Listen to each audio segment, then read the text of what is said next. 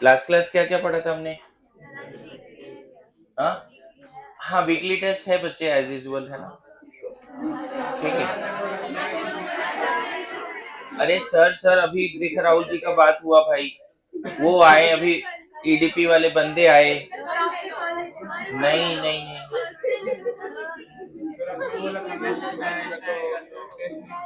नहीं, मैंने बोला मैसेज का वेट करना, मैसेज आ गया कि नहीं होगा तो नहीं होगा।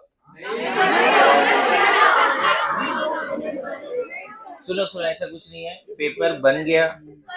अभी सुनो मेरे बात, कुछ नहीं कर सकते उसमें, नो मीन्स नो। हाँ, सुना है कभी रॉन्ग इज रॉन्ग, तो चुप रहो। अरे सिंपल सिंपल क्वेश्चन दिया, बन जाए। ठीक है ठीक है, be ready for that also. एक तो इवेंट में नहीं आए, पढ़ाई भी नहीं की, कर क्या रहे थे भाई? हाँ,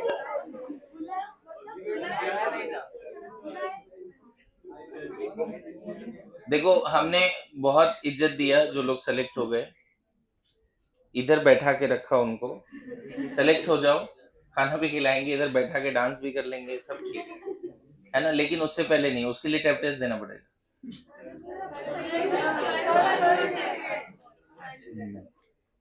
ठीक है, साइलेंस। ओके, पीरियोडिक टेबल में हमने जेड इफेक्टिव पढ़ा था और न्यूक्लियर इफेक्टिव चार्ज पढ़ा था, एक बार रिपीट कर देता हूँ। जो लोग एब्सेंट थे प्लीज आप वो प्लेलिस्ट से देख लीजिएगा। हमने ये देखा था, साइलेंस, फिर से बोल रहा हूँ, स्क्रीनिंग इफेक्ट, है ना, इसको हम लोग बोलते थे सिल्डिंग ना, सिल्डिंग और स्क्रीनिंग इफेक्ट, है ना। एक बार रिपीट कर देता हूं कि repulsion of inner electron to the valence electron is called shielding effect. More shielding means more repulsion to the valence electron by the inner electron, है ना।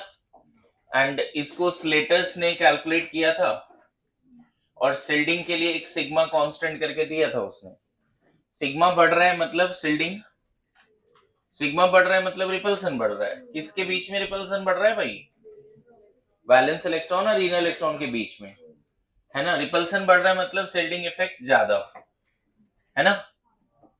तो एफ नेट अट्रैक्टिव ही है, लेकिन वो क्या होगा, कम हो जाएगा। लास्ट क्लास बताया था। कौन सा एफ नेट का बात हो रहा है भाई यहाँ पे? वैलेंस इलेक्ट्रॉन और न्यूक्लियस के बीच में नेट फोर्स की बात हो रही है ना। In multi electron atom last class बता दिया था, सोडियम का एग्जांपल दिया था। 11 प्रोटॉन है सोडियम के न्यूक्लियस में, फर्स्ट ऑर्बिट में 2 इलेक्ट्रॉन, सेकंड में 8 इलेक्ट्रॉन, थर्ड में 1 इलेक्ट्रॉन, मान लो यहां तक फिल्ड है। तो लास्ट क्लास बताया था इसके बीच में नेट फोर्स कैसा है, अट्रैक्टिव। इनर इलेक्ट्रॉन और वैलेंस इलेक्ट्रॉन के बीच में नेट फोर्स कैसा है, repulsive. So what is F net?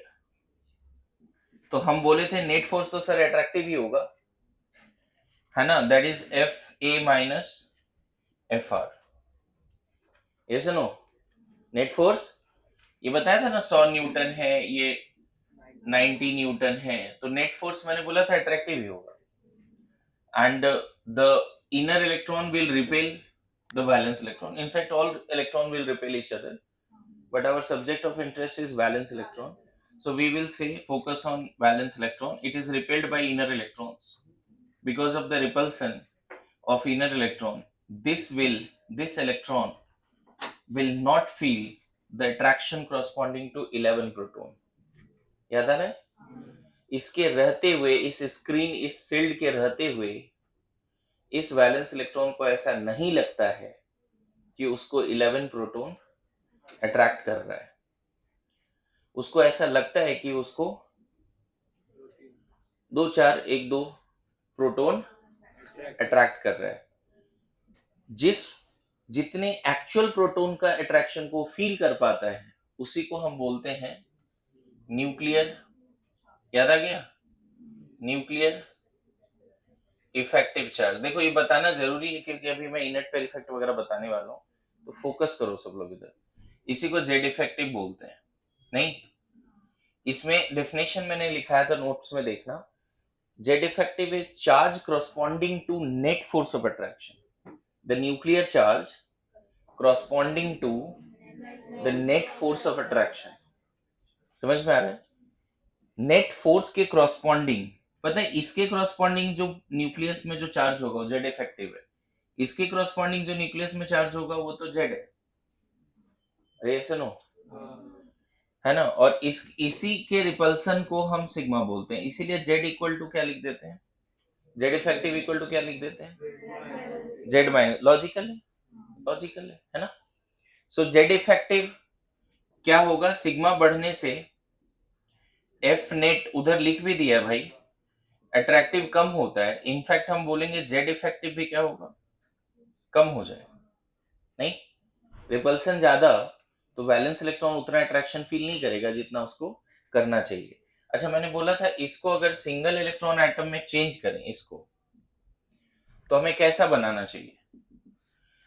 हम क्या करेंगे, nucleus as it is first orbit, second orbit, third orbit रहने देते हैं, यहां तक फील्ड है। तो यहाँ वैलेंस इलेक्ट्रॉन है, इनर इलेक्ट्रॉन हमने हटा दिया, इनर इलेक्ट्रॉन हटा दिया।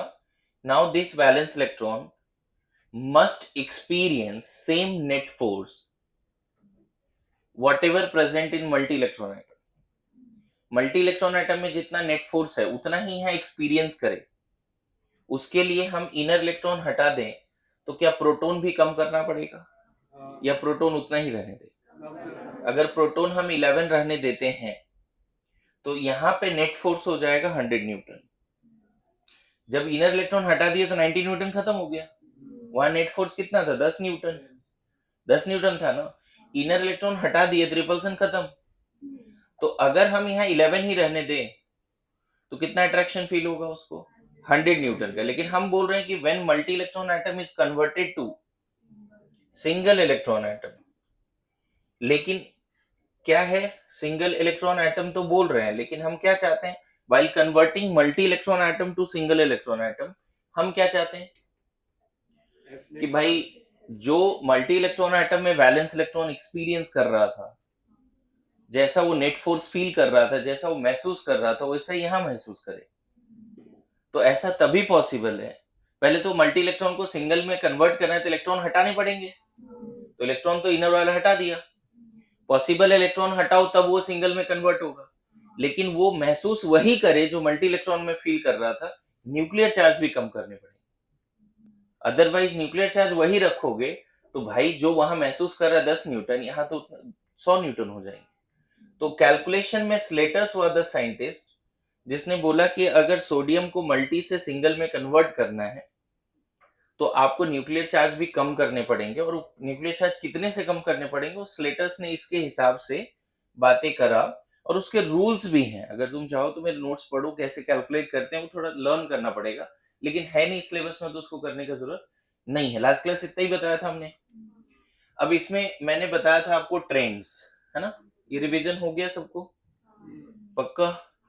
ट्रेंड्स में मैंने बोला था in period, in period sigma बढ़ता है, जेड भी बढ़ता है, भाई सब जेड इफेक्टिव भी बढ़ रहा है, सील्डिंग भी बढ़ रहा है, ऑर्डर भी लिखा था, लेकिन डोमिनेट शायद यही करता है, याद है? सील्डिंग क्यों बढ़ेगा, क्योंकि पीरियड में सेम सेल में नए इलेक्ट्रॉन ऐड हो रहे हैं, बेरिलियम से lithium, beryllium, boron, carbon, fluorine तक चले जाओ, नियॉन तक चले जाओ, इलेक्ट्रॉन कहाँ ऐड हो रहा है, सेकेंड सेल में। अभी मत बोलना सर मुझे कॉन्फ़िगरेशन लिखने नहीं आता, lithium, beryllium, boron, carbon, nitrogen, oxygen, fluorine, है ना कॉन्फ़िगरेशन जी। इलेक्ट्रॉन कहाँ ऐड हो रहा है बताओ, सेम सेल में। सब सेल जरूर बदल गया, यहाँ पे देखो सब सेल बदल गया 2p1, लेकिन सेल तो नहीं बदला ना, प्रिंसिपल क्वांटम नंबर नहीं बदला। Electrons are added in the same shell. Electron अगर ऐड होगा तो न्यूक्लियस में प्रोटॉन भी ऐड हो रहा है, इलेक्ट्रॉन ऐड हो रहा है तो रिपल्सन बढ़ेगा, प्रोटॉन ऐड हो रहा है तो अट्रैक्शन भी बढ़ेगा।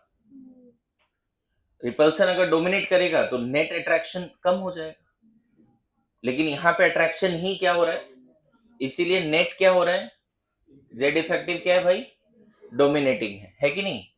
तो इसमें हमने फिर क्या बोल दिया था आपको, यहां तक समझ में आ गया है? कुछ लिखना है कुछ भी? ठीक, इसमें मैंने क्या बोल दिया, इधर हटा दूं, बहुत टाइम से समझाया था ना, 1 घंटे के आसपास लगा था इसको समझाने में। इसमें बोल दिया था इन ग्रुप, है ना, हमने ये बोला था रेडियस हम क्या लिखेंगे, R naught N square by Z effective रखेंगे भाई, नॉट ग्रुप इन पीरियड, नहीं पहले पीरियड का बात कर रहे हैं। और हमें पता है कि पीरियड में एन का वैल्यू चेंज नहीं होता भाई, एन कांस्टेंट है, और जेड इफेक्टिव क्या हो रहा है पीरियड में, तो ऑब्वियसली रेडियस क्या हो जाएगा, तो अलोंग द पीरियड साइज क्यों कम हो रहा था, समझ में आ रहा है। लिथियम का साइज बड़ा है, इससे थोड़ा छोटा थोड़ा छोटा छोटा होता जाएगा, आ रहा है समझ में।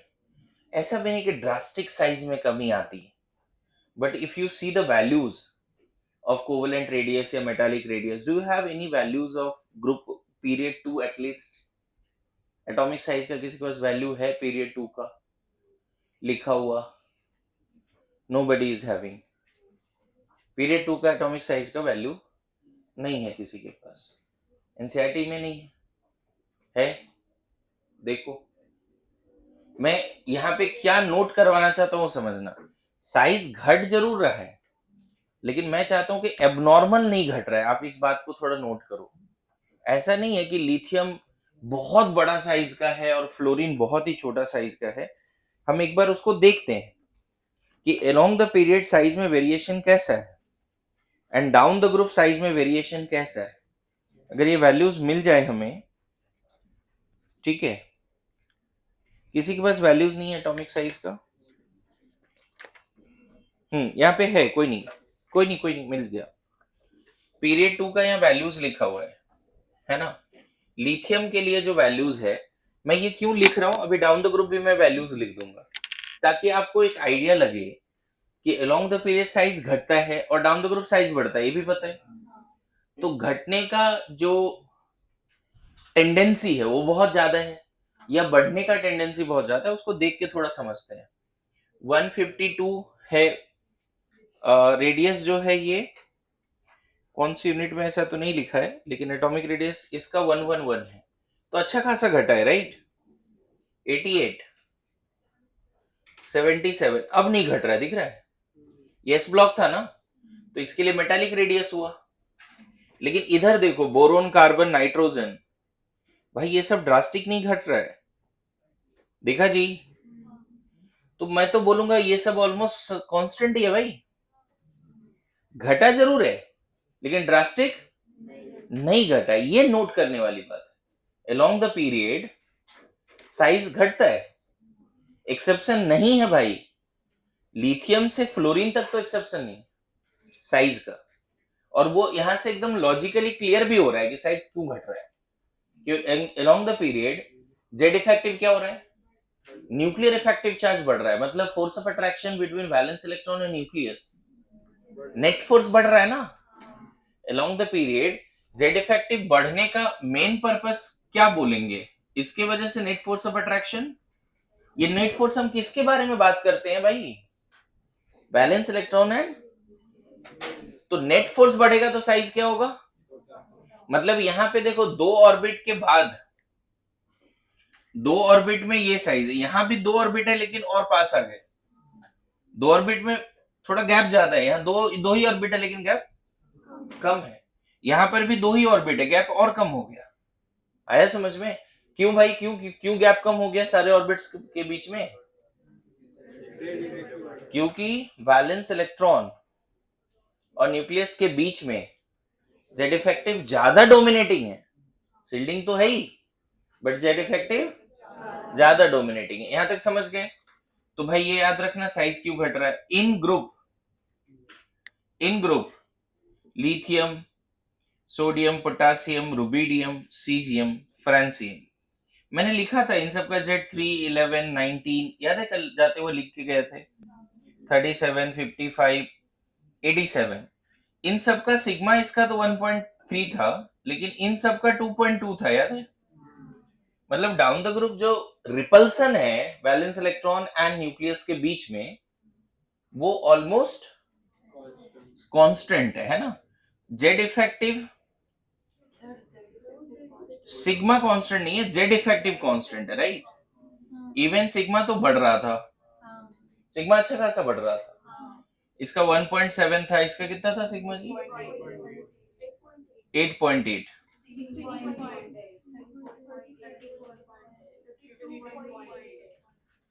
ठीक है, ऐसा ही था ना।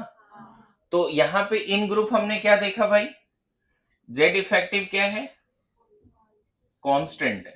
अब इसके पीछे कल मैं बहुत अच्छे से समझा के गया था, ग्रुप में जेड इफेक्टिव कांस्टेंट क्यों है, क्या बोला था आपको, ग्रुप में जेड इफेक्टिव क्यों है, उसके पीछे रीजन ये था कि न्यूक्लियस में इलेक्ट्रॉन प्रोटॉन तो बढ़ रहा है, लेकिन इलेक्ट्रॉन नई नई ऑर्बिट ऐड होने के साथ बढ़ रहा है। मतलब प्रोटॉन बढ़ रहा है न्यूक्लियस में, लेकिन जो लास्ट इलेक्ट्रॉन है वो न्यूक्लियस से दूर होता जा रहा है।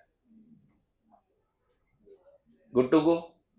अगर लास्ट इलेक्ट्रॉन न्यूक्लियस से दूर हो जाएगा तो अट्रैक्टिव फोर्स ऐसे भी कम होगा, अट्रैक्टिव फोर्स कम होगा, लेकिन प्रोटॉन बढ़ने से अट्रैक्शन ज्यादा होना चाहिए, लेकिन डिस्टेंस बढ़ रहा है तो थोड़ा अट्रैक्शन कम भी हो रहा है, और साथ साथ इलेक्ट्रॉन ऐड होने से रिपल्सन भी तो बढ़ रहा है, प्रोटॉन ऐड होने से अट्रैक्शन बढ़ रहा है, इलेक्ट्रॉन ऐड होने से। लेकिन जो यहां पे हो रहा था कि इलेक्ट्रॉन ऐड हो रहा था सेम ऑर्बिट में, सेकंड ऑर्बिट में यहां ऐड होता जा रहा था, ध्यान में, यहां पे नए ऑर्बिट में ऐड होता जा रहा है।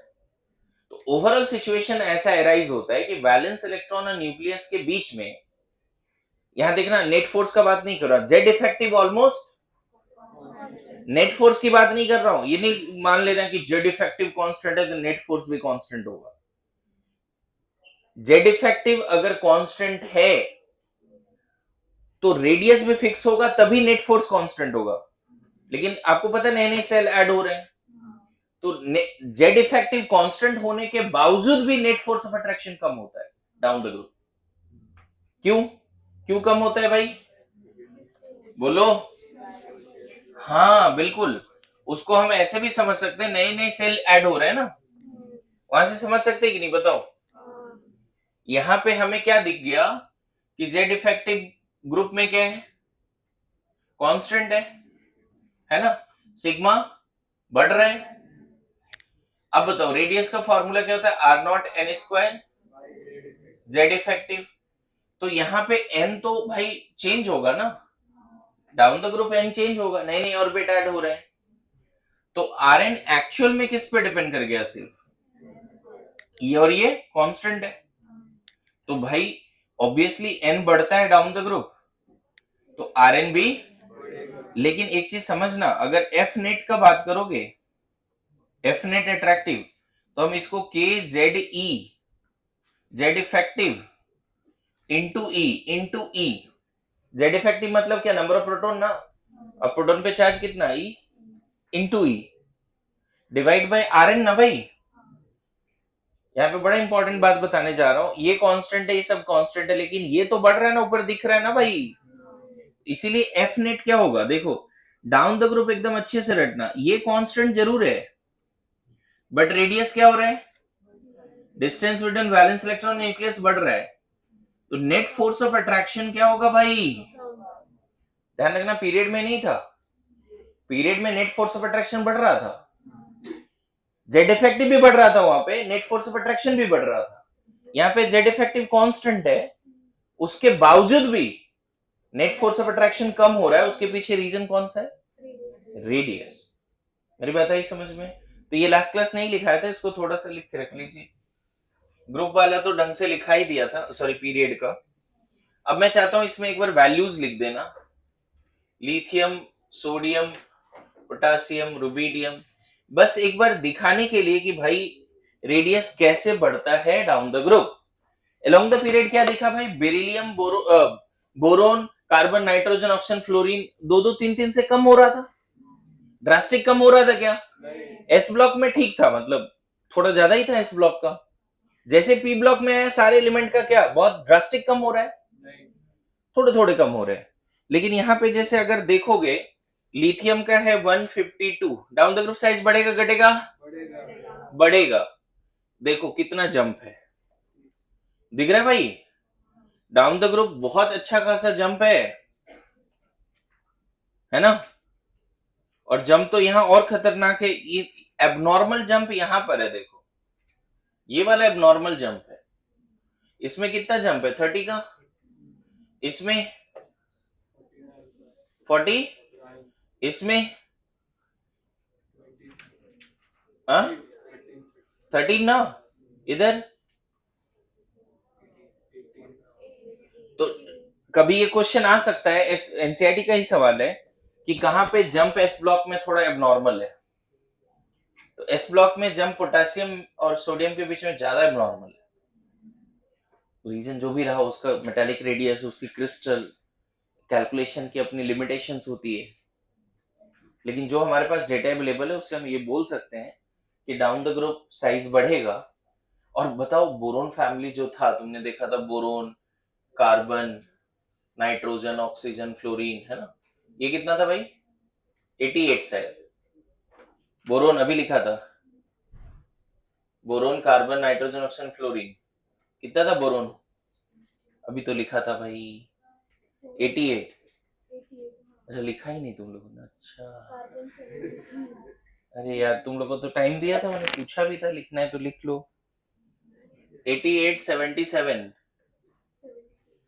74, 66, 64। भाई ये तो मैं मानना पड़ेगा, पीरियड में जो डिक्रीज इन साइज है वो ड्रास्टिक तो नहीं। पीरियड में जो डिक्रीज इन साइज है वो ड्रास्टिक, घटता जरूर है, कोई इरेगुलरिटीज नहीं है, लेकिन डाउन द ग्रुप में बढ़ता बहुत जबरदस्त। क्या जी, ज्यादा बढ़ रहा है, नए ऑर्बिट ऐड हो रहे हैं ना, यहाँ नया ऑर्बिट तो ऐड ही नहीं हो रहा है, सबके पास 2 ही सेल है, बोलो। तो ये नया चीज थोड़ा सा साइज को लेके एकदम 100%। अब चलो थोड़ा सा फिर से बताओ, along the period net force in valence electron और न्यूक्लियस के बीच में बढ़ेगा, नेट फोर्स बढ़ेगा, गुड टू गो। साइज कम होगा, नेट फोर्स बढ़ेगा भाई। नेट फोर्स बढ़ने का ही रीजन है कि अलोंग द पीरियड साइज घटता है, आयनेशन एनर्जी बढ़ता है। Along the period ionisation energy, ionisation हमने पढ़ा है एटॉमिक स्ट्रक्चर में, to remove the outermost electron energy required. तो अगर net force of attraction between valence electron nucleus high है, तो to remove the valence electron we need more energy. अच्छा down the group क्या दिखा, Z effective constant है, radius बढ़ रहा है, नेट फोर्स, तो बताओ डाउन द ग्रुप साइज बढ़ेगा, लेकिन बताओ किसके इलेक्ट्रॉन को निकालना आसान है, लिथियम या सीजियम? सीजियम का वैलेंस इलेक्ट्रॉन और न्यूक्लियस के बीच में डिस्टेंस बहुत ज्यादा है, दिख रहा है, और net force of attraction minimum होगा सीजियम के केस में। ये रेडियोएक्टिव है इसलिए डेटा नहीं लिखा, है समझ में? इसलिए फोटो सेल में मैंने बताया था कौन सा एलिमेंट यूज होता है, सीजियम। फोटो इलेक्ट्रिक इफेक्ट पढ़ाया था, वहां पे बताया था। जल्दी लिखिए, आगे बढ़ते हैं, जल्दी।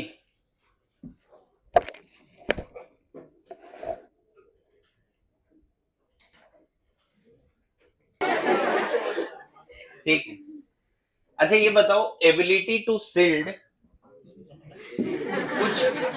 कुछ चीजें जो है ना, कुछ चीजें कैप्चर नहीं होनी चाहिए, कुछ चीजें फील होनी चाहिए।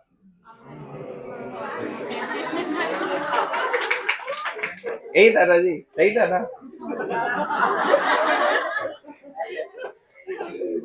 तू बहुत इंडेप्थ मीनिंग में गया ना तू, भाई सुधर जा तू। ओके आगे आगे, मुझे ये बताओ, ये बड़ा अच्छा सवाल है, ability to shield the valence electron by different subshells just below the valence electron.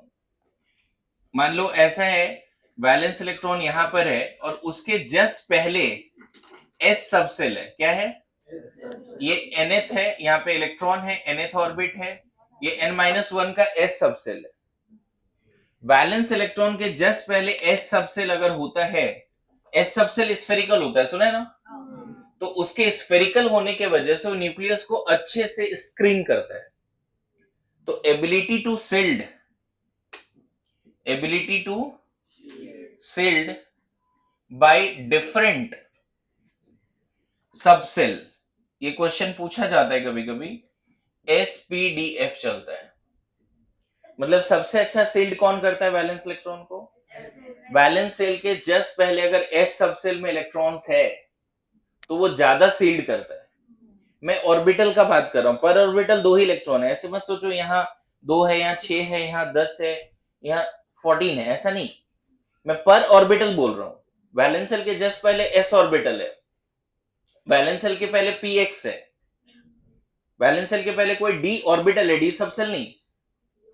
Valence shell के जस्ट पहले f ऑर्बिटल है, तो ऑर्बिटल जब बोल रहे हैं तो वैलेंस सेल के जस्ट पहले 2 ही इलेक्ट्रॉन की बात कर रहे हैं, that is present in different orbitals.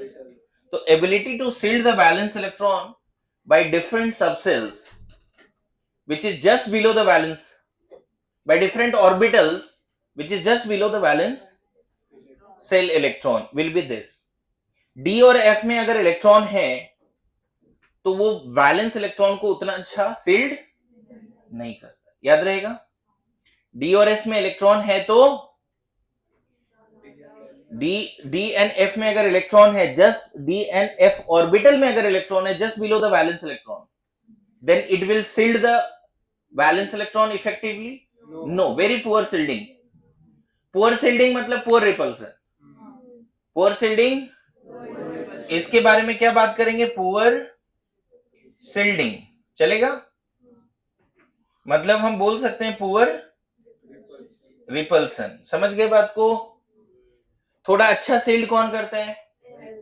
समझ में आ गया। चलो आगे बढ़ते हैं।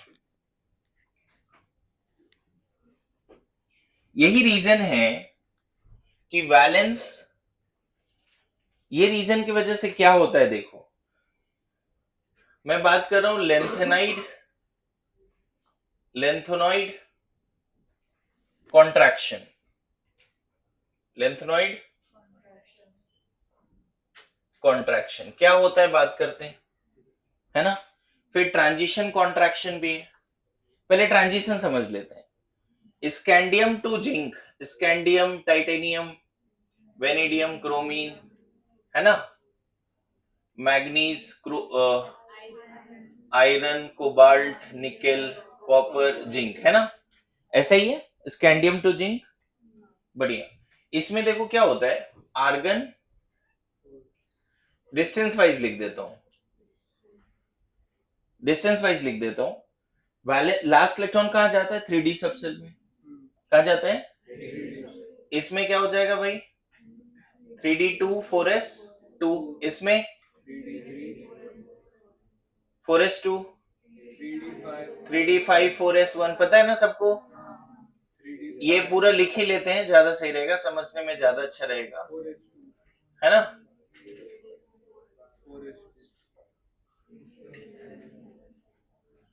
3D7, 4s2,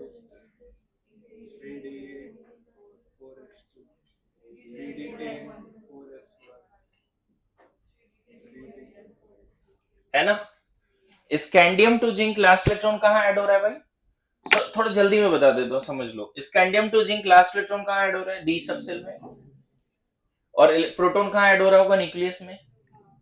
डी सबसेल में जब इलेक्ट्रॉन की एंट्री होगी तो क्या वो वैलेंस सेल इलेक्ट्रॉन को ज्यादा रिपेल करेगा? क्या लिखा है उधर? लिखा है ना, डी इलेक्ट्रॉन। ट्रांजिशन कॉन्ट्रैक्शन का डेफिनेशन बता रहा हूं मैं, ट्रांजिशन कॉन्ट्रैक्शन का। If electrons are entering in n-1 d subcell, it is not going to shield the ns electron more effectively. It is not going to repel the ns electron more effectively. That means repulsion कम तो z effective, repulsion कम तो z effective, z effective ज्यादा, repulsion कम तो z effective ज्यादा। मतलब along the series ऐसे भी size घटना चाहिए था, घटना चाहिए था, लेकिन z effective नॉर्मल से ज्यादा बढ़ रहा है तो साइज थोड़ा ज्यादा घट रहा है, नॉर्मल से ज्यादा घट भी रहा है। इसके लिए एक एग्जांपल जो है यहाँ पे, ऑल्दो इसमें डी ब्लॉक में मैं अलग से साइज के बारे में बात करूंगा, यहाँ पे साइज, यहां तक साइज होता है जनरली जेड इफेक्टिव डोमिनेटिंग होता है सिग्मा से। इन सब में लगभग में जेड इफेक्टिव बराबर हो जाता है क्योंकि पेयरिंग शुरू हो गया ना। यहाँ पे डी में जब पेयरिंग शुरू हो गया, 3d6 मतलब एक डब्बा फुल्ली फिल्ड, 3d7 मतलब 2 डब्बे फुल्ली फिल्ड।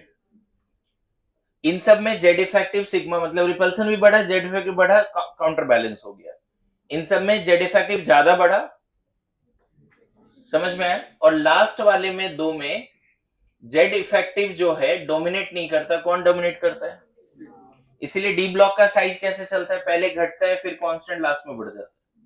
कोई बोले डी ब्लॉक का अलोंग द सीरीज साइज कैसे होगा, हमें पता है along the period generally size कैसा होना चाहिए, डिक्रीजिंग ना भाई, बोलो।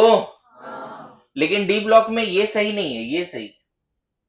डी ब्लॉक में साइज कैसे चलता है, पहले घटता है, कोबाल्ट निकाल, ये मैंने लिखा था 126, 125, 125 कभी लिखा है क्लास में, मैंने कुछ दिन पहले ही लिखा है, जब मैंने 8 लिखा था तो ग्रुप लिखा था, ग्रुप नंबर 8, तो वहां पे ये साइज लिखा था। डी ब्लॉक में साइज ऐसे चलता है, लेकिन ये ट्रांजिशन कॉन्ट्रैक्शन की वजह से नहीं है। ट्रांजिशन कॉन्ट्रैक्शन एक्चुअल में क्या है वो यहाँ पे बता देता हूँ, है ना। एक आप एग्जाम्पल ले लो किसका, एल्युमिनियम का, और एक ले लो गैलियम का। 1s2 2s2 2p6 3s2 3p1, 1s2 2s2 2p6 3s2 3p6 3d10 4s2 4p1, distance wise लिख दिया चलेगा? नहीं सही है, एल्युमिनियम एंड गैलियम ही है। बताता हूं क्या है यहाँ पे, बताओ वैलेंस सेल के पहले क्या D10 है? वैलेंस सेल के पहले D10 है जी? नहीं है। गैलियम में वैलेंस सेल के पहले क्या है? D10 है। D10 की शिल्डिंग कैसी? पुअर शिल्डिंग, पक्का? पुअर शिल्डिंग, लेस रिपल्सन, बोलो, है ना। एफ नेट क्या हो गया भाई, एफ नेट बढ़ गया, साइज क्या हो गया पता है, इसमें 3 ऑर्बिट है, एल्युमिनियम में कितना ऑर्बिट है भाई, फर्स्ट सेकंड थर्ड, 3 ऑर्बिट है। गैलियम में 4 ऑर्बिट है, देख लो फुट तक पहुंचे ना, लेकिन ये चारों ऑर्बिट मिला के भी गैलियम एल्युमिनियम से छोटा ही होता है, पता है। ये डिस्टेंस लगभग में 143 पिकोमीटर है, और यहाँ चारों ऑर्बिट मिला के 135 है पिकोमीटर। कोई बोले गैलियम और एल्युमिनियम में डाउन द ग्रुप साइज बढ़ना चाहिए, तो गैलियम का साइज बड़ा होना चाहिए एल्युमिनियम से। जनरल ट्रेंड क्या है भाई, जनरल ट्रेंड साइज का क्या है, डाउन द ग्रुप साइज, तो गैलियम का साइज बड़ा होना चाहिए एल्युमिनियम से, है ना। General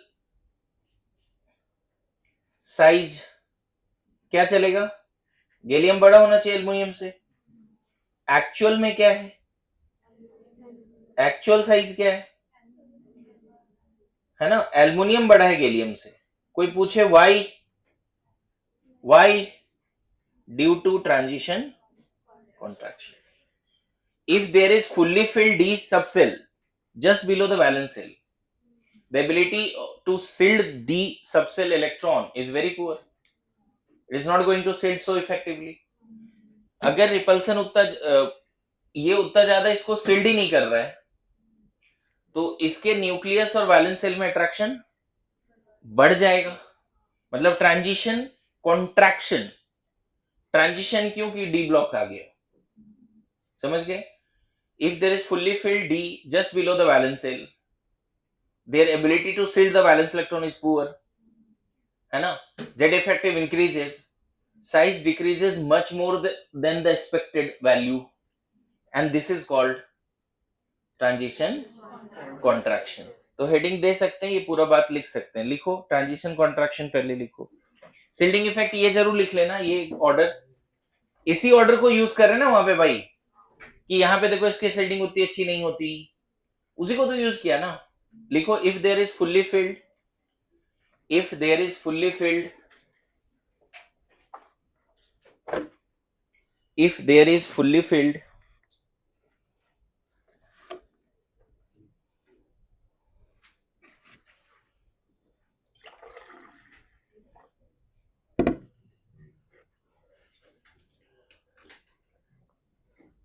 n-1 D subcell just below the valence cell, if there is fully filled n-1d subcell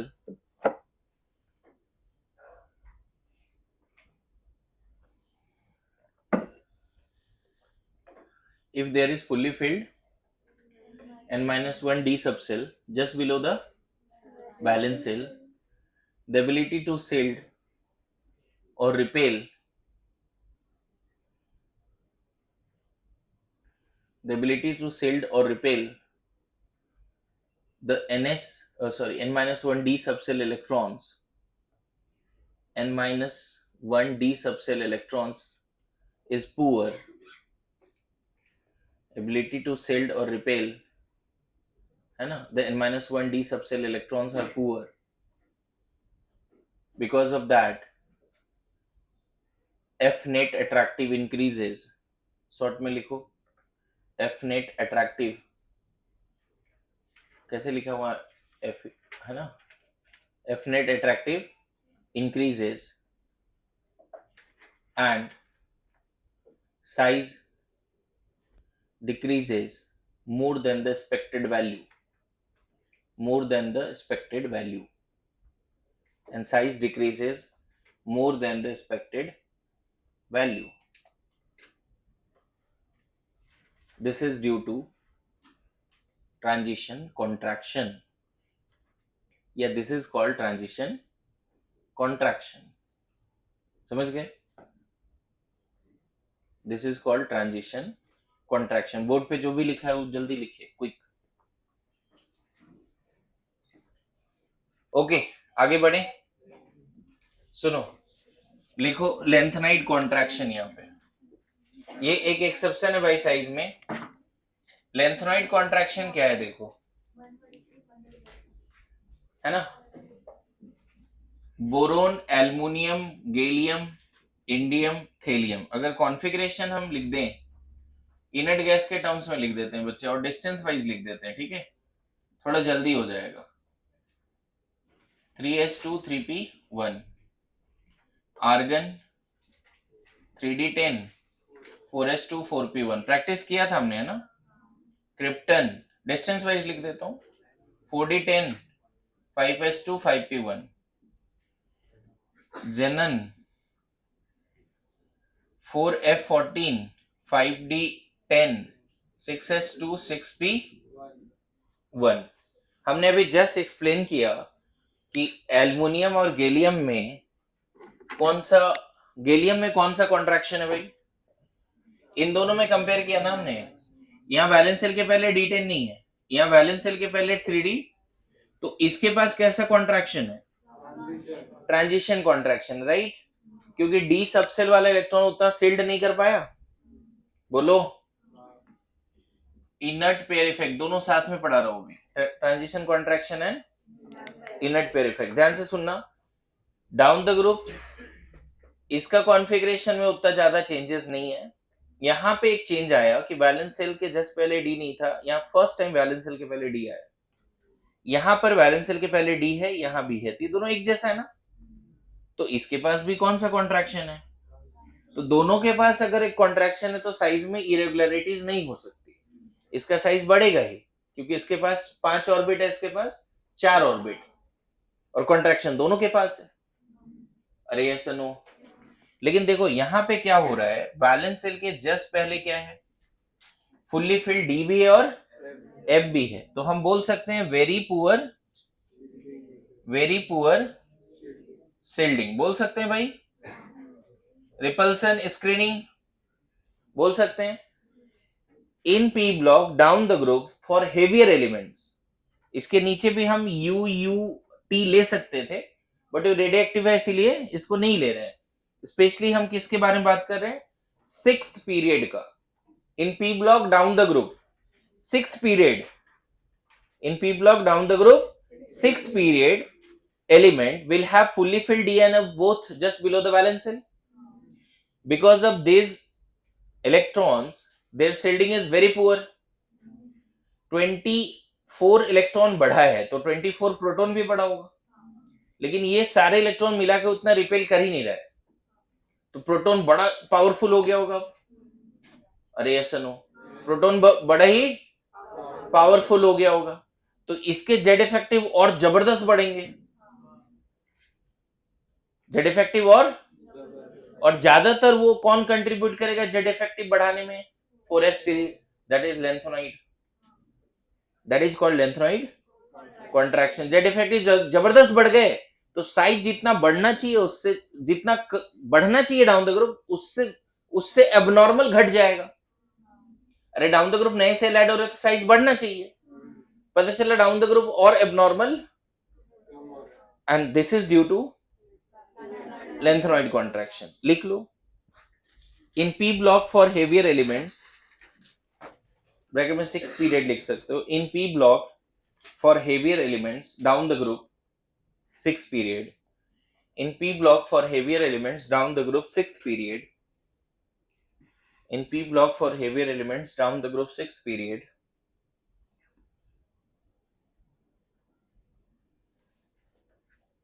there is fully filled D and F both just below the valence shell. There are fully filled D and F both just below the valence shell. They are fully filled D and F both just below the valence shell.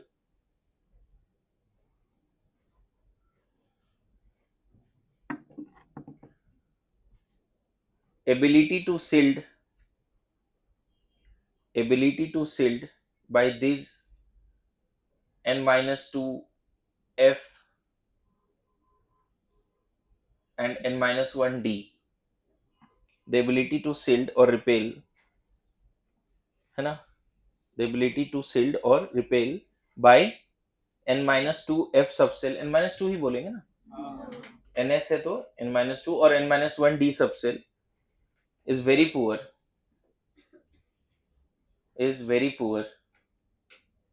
because of that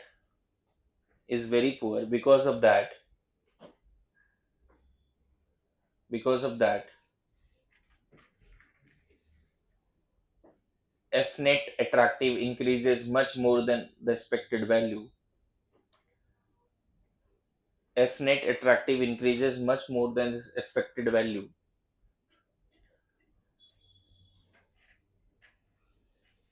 Much more than the expected value. Much more than the expected value. And size decreases more than the expected value. And size decreases more than the expected value.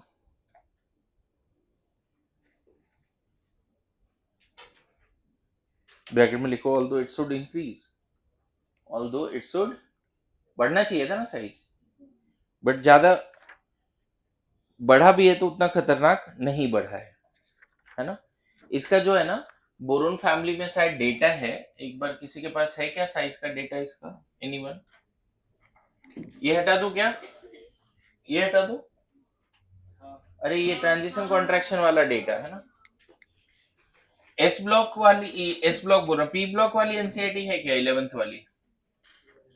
Boron, aluminium, gallium, indium, thallium, ये तो मैंने बोल दिया 143 ना size, ये 135, down the group size बढ़ना चाहिए, ये शायद 167 है और ये 170 है, एक बार वेरीफाई कर लेना। बोरोन का अभी लिखा था ना उधर, शायद 88 था, हाँ याद आ गया, बोरोन का भी लिखा भी था हमने, तो याद आ गया। देख लो डाउन द ग्रुप क्या दिख रहा है भाई, साइज बढ़ना चाहिए, बढ़ा है, इंक्रीज हुआ है, डिक्रीज हो गया भाई ड्यू टू लेंथनाइड कॉन्ट्रैक्शन, फिर बढ़ा, sorry due to transition contraction, बढ़ा है। अगर बढ़ा है तो जनरल को फॉलो कर रहा है ना भाई, और जनरल को फॉलो नहीं कर रहा तो उसके पीछे लॉजिक ढूंढो। यहां भी बढ़ा ही है, जनरल को फॉलो कर रहा है, बट सोचने वाली बात है, यहाँ 5 ऑर्बिट के साथ 167, यहाँ 6 ऑर्बिट के साथ 170, मेरी बात समझ रहे हो ना। यहां पर इंडियम में कितने ऑर्बिट के साथ, 3 4 5 के साथ कितना भाई, 167, और थेलियम में 2 3 4 5 6 के साथ कितना, ज्यादा नहीं बढ़ा ना एक तरह से, तो ज्यादा नहीं बढ़ना भी एक किसकी वजह से, नॉट गुड इंक्रीज, इंक्रीज बहुत ज्यादा होना चाहिए ना, ड्यू टू लेंथेनॉइड कॉन्ट्रैक्शन। समझ में आया क्या एप्लीकेशन है इसका? एक एप्लीकेशन तो लेंथेनॉइड कॉन्ट्रैक्शन का, ट्रांजिशन कॉन्ट्रैक्शन का, इसका साइज को एक्सप्लेन कर पाते हैं। बोरोन फैमिली में जो इरेगुलरिटीज है उसके साइज को हम एक्सप्लेन कर पाते हैं किसके through, transition contraction and lanthanoid contraction के थ्रू। ठीक है, आगे बढ़े, बोलिए, लिख लो जल्दी लिख लो। इधर वाला पार्ट भी डन है, ये साइज वाला, ये एक बार और बता दूंगा मैं एटॉमिक साइज में, घबराने की बात नहीं है।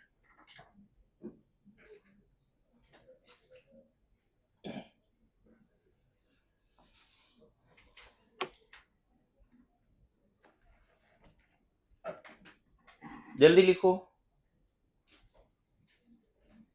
यहाँ पे एक बात और लिख लो, बड़ा इंपॉर्टेंट, जो इनर्ट पेयर इफेक्ट बोला वो भी यही समझा देता हूं। देखो लेंथेनम थेलियम में क्या होता है, वैलेंस सेल, एक ध्यान से मुझे बताओ, ड्यू टू लेंथेनाइड कॉन्ट्रैक्शन या due to fully filled d and f, their poor ability of shielding to these electrons, net force increases much more than expected value। कौन सा फोर्स, इस सब के बीच में अट्रैक्शन बहुत जबरदस्त बढ़ गया ना, especially the 6s electron which is more closer to the nucleus। 6s and 6p में ज्यादा क्लोजर कौन है, न्यूक्लियस की तरफ ज्यादा पेनिट्रेटिंग कौन है, 6s। समझ में आना, एक ना पेनिट्रेशन इफेक्ट के बारे में पूछा जाता है तो वो भी ध्यान रखना, एसपीडीएफ ही चलता है, मतलब which subshell which orbital are more closer to the nucleus, या which subshell electron will experience more attraction from the nucleus. ये वैलेंस सेल की बात हो रही है, वैलेंस सेल अगर एस में है, वैलेंस सेल पी में है, वैलेंस सेल डी में है, वैलेंस सेल एफ में है, तो कौन सा वैलेंस सेल इलेक्ट्रॉन ज्यादा फोर्स को फील करेगा, S subcell is more penetrating towards the nucleus, or we can say that if valence electron in S subcell, it will experience more attraction। समझ में है? तो मुझे बताओ 6s and 6p, valence electron तो p में भी है और s में भी है, ज्यादा अट्रैक्शन न्यूक्लियस का किसको फील होगा, ये दोनों इलेक्ट्रॉन ना भाई जबरदस्त अट्रैक्शन फील करेगा। देखो भी समझ में आ जाएगा, वाई पेयर, इनट पेयर, देखो ये दोनों इलेक्ट्रॉन जबरदस्त अट्रैक्शन फील किया, and because of that extraordinary attraction by the nucleus, these electron will have least tendency or no tendency to participate in the chemical reaction। We all know valence electron will participate in the reaction, but these electron will have almost no tendency or very less tendency to participate in the, and this pair of electron behave as inert electron, that is called इनट हो जाता है ऐसा नहीं है, लेकिन tendency उसकी इनट की तरफ चली जाती है। आया समझ में, बोलो, थोड़ा समझ में आ रहा है, पक्का लिख लो। For heavier elements in P block down the group, उस लाइन को दोबारा लिखना पड़ेगा हमें थोड़ा, वहीं से देख के वो पूरा लिख सकते हो अगर चाहो तो, इनट पर इफेक्ट हेडिंग देना है और उसके बाद लिखना है, for heavier elements in P block down the group, sixth period, especially for heavier element in P block down the group, sixth period especially,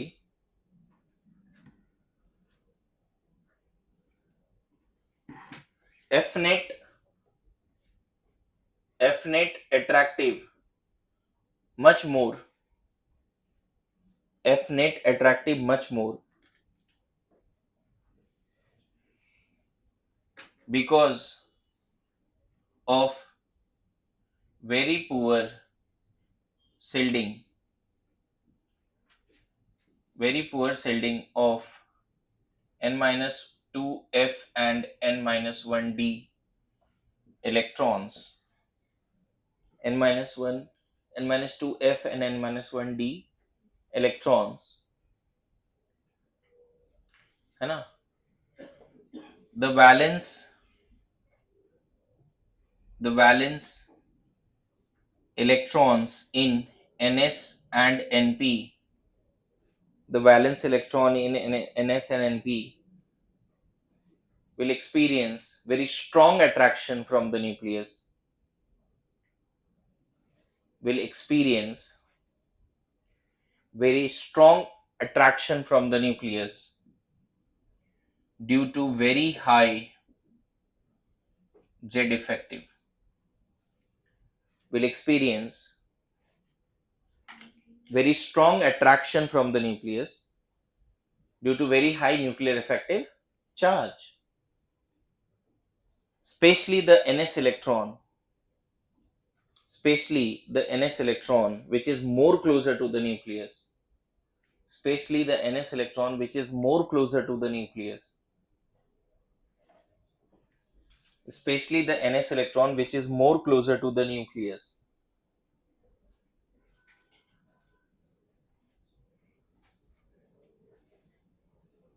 more closer, और ब्रैकेट में पेनिट्रेटिंग भी लिख सकते हो, more closer to the nucleus, bracket में more penetrating towards the nucleus, ऐसा है ना. And their tendency to participate in the chemical reaction is very less, and their tendency to participate in the chemical reaction is very less, and their tendency to participate in the chemical reaction is very less.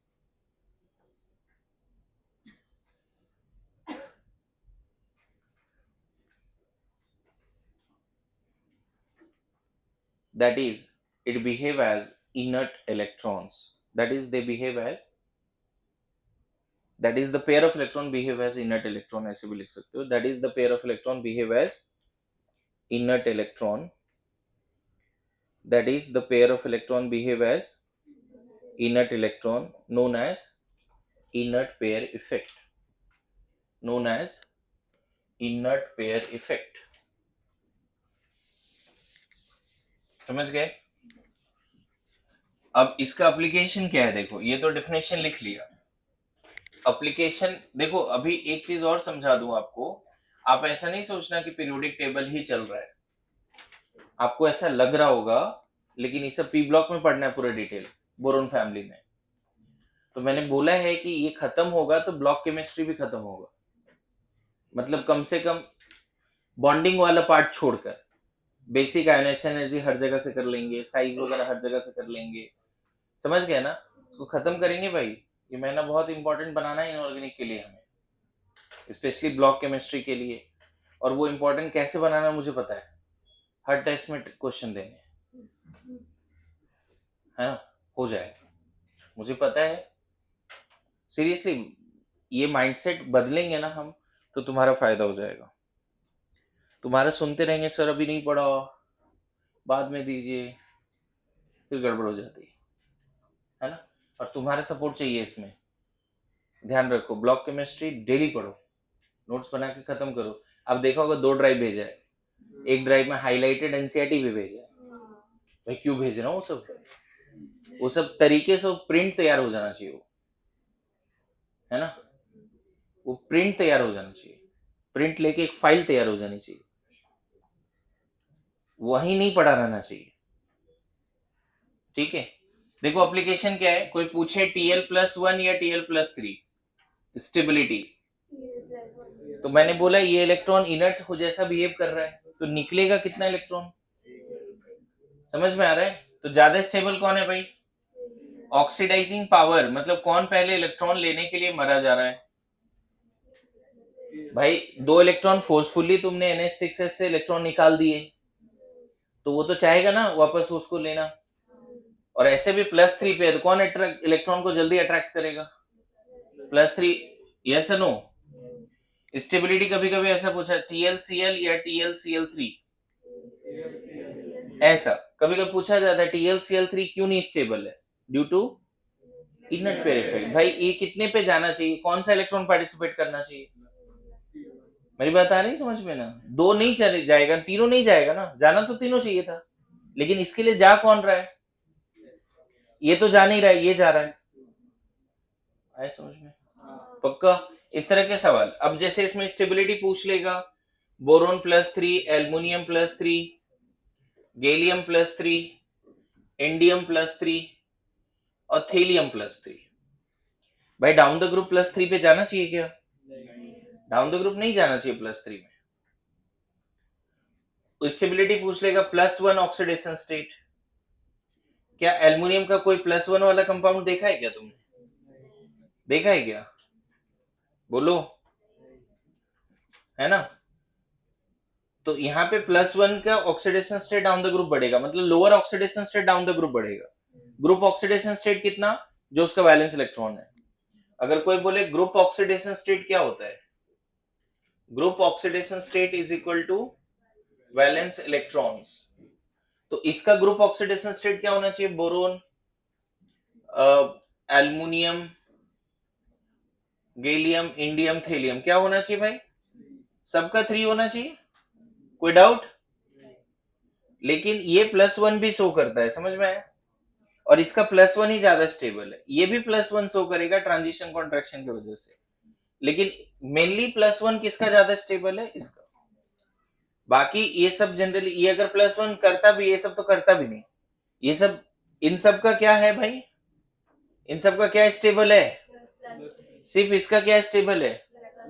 यहां तक समझ में आ रहा है? बोलिए, application समझ में आया? सेम कंसेप्ट आप कार्बन फैमिली में लगा सकते हो भाई।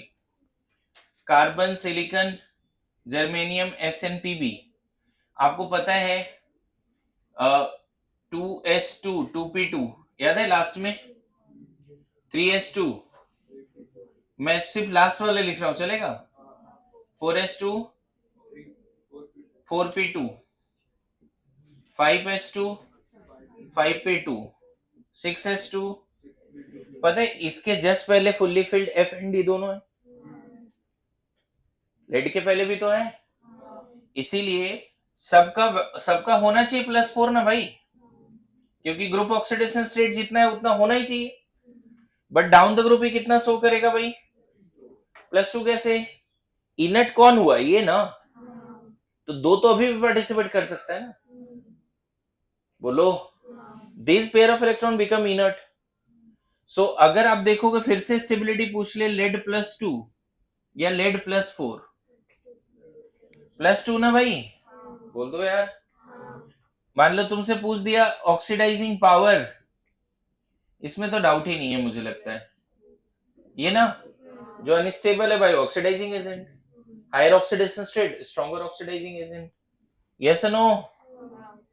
अच्छा, इसी में पूछ दिया कोवलेंट कैरेक्टर, पता नहीं, देखते हैं कितना कर पा रहे हैं लोग। ये तो बोर्ड एग्जाम का बड़ा पेट क्वेश्चन है, फालतू क्वेश्चन है, पूछा ही जाता है 11th में।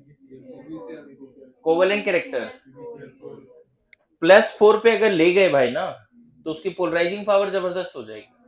आयनिक होते हुए भी इसमें कौन सा कैरेक्टर आ जाएगा? अच्छा चलो, कोवलेंट कैरेक्टर मतलब आयन नहीं बनाना चाहिए, ऐसे समझो। जिसको नहीं आता है पोलराइजिंग पावर, फजांस रूल नहीं आता, वो ऐसे समझो। कोवलेंट कैरेक्टर का मतलब आयन नहीं बनाना चाहिए। क्या लगता है ये जल्दी आयन बनाएगा? ये जल्दी, ये अगर टूटेगा तो कैसे टूटेगा? Pb+2 एंड 2 ऑफ क्लोराइड, और ये टूटेगा Pb+4 एंड 4 ऑफ क्लोराइड। लगता है Pb+4 बनना चाहिए। जल्दी आयन कौन बनाएगा? तो ये कैसा है? जल्दी आयनिक बनाया तो आयनिक, जल्दी आयन नहीं बनाया तो, जल्दी आयन नहीं बनाया तो कोवलेंट। कोवलेंट कैरेक्टर पूछा ना आपसे, आयनिक कैरेक्टर पूछ लेता तो। आया समझ में? ध्यान रखना ये ना, कार्बन ज्यादातर ये इफेक्ट नाइट्रोजन तक कर लगा देना, उसके बाद तो नलीफाई हो जाता है, उसके बाद फिर इनर्ट पे इफेक्ट नहीं लगता। मतलब 3 फैमिली में हेवियर एलिमेंट 6 पीरियड में लगता है, बोरोन, कार्बन, नाइट्रोजन, उसके बाद उतना इफेक्टिव नहीं। समझ में? लिख लो, एप्लीकेशंस पे 2-4 क्वेश्चन भी करा दिया। कार्बन फैमिली में डाउन द ग्रुप कौन सा ऑक्सीडेशन स्टेट स्टेबल होगा?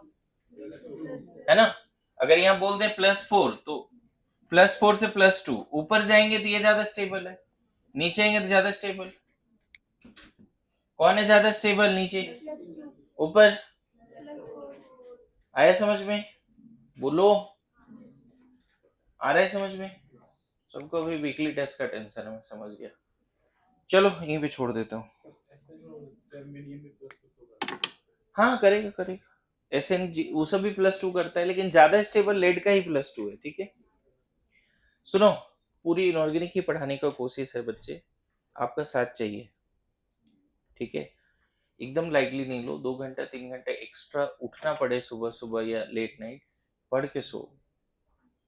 एक प्रोसेस है, उसका पार्ट बनो, उसको बाद के लिए मत डालो, तब होगा, समझ गए। तो ये नहीं कि जिस दिन बोला लेंथेनॉइड उस दिन नहीं किया, उसको आज करना है, भाई ऐसे नहीं चलेगा, ठीक है। सबका प्रिंट निकाल ले। मेरा कंसर्न क्या है कि एक फाइल कैसा बनना चाहिए पी ब्लॉक का, सबसे पहले उसमें एनसीईआरटी रखो, एनसीईआरटी अलग से प्रिंट निकालो, पी ब्लॉक का उसको रखो, एग्जाम्पलर का प्रिंट निकालो उसको रखो, सारे पीवाईक्यू के क्वेश्चन रख दो, अलग से फाइल बना सकते हैं पी ब्लॉक डीएनए ब्लॉक का, या फिर हर जगह से पढ़ के एक फाइनल नोट बनाओ, यू डिसाइड। पीवाईक्यूज करने पड़ेंगे सारे, पी ब्लॉक का, डीएनए ब्लॉक का, है ना। नॉलेज होना is not sufficient for this NEET examination, tested knowledge होना चाहिए, समझे क्या बोल रहा हूं। You must have tested knowledge, knowledge test किया, करेक्शंस आए, एरर फाइल बनाइए, फिर रीटेस्टिंग चलेगी। मुझे जो समझ में आता है कि लगभग 35-40% रिजल्ट हम दे पाए in the very first year, just because we forced all the student कि भाई तुम्हारे पास नॉलेज है, मानता हूं, but you must have the tested knowledge. फिर रीटेस्टिंग, करेक्शन, तो एरर फाइल बना लो, संडे जो टेस्ट हुआ था, ठीक है। Thank you.